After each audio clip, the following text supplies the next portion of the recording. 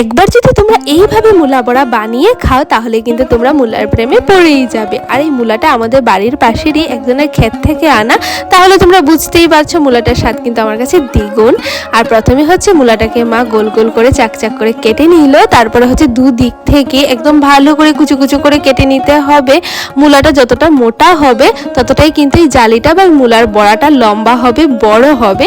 তারপরে এই চাকচাক করে কাটা মূলাটাকে হচ্ছে লবণ দিয়ে আর গরম জল দিয়ে একটু সময় ভিজিয়ে রাখতে হবে, তাহলে মূলার মধ্যে যে অনেক সময় একটু তিতা তিতা লাগে সেটাও চলে যাবে আর মূলার গন্ধটাও চলে যাবে।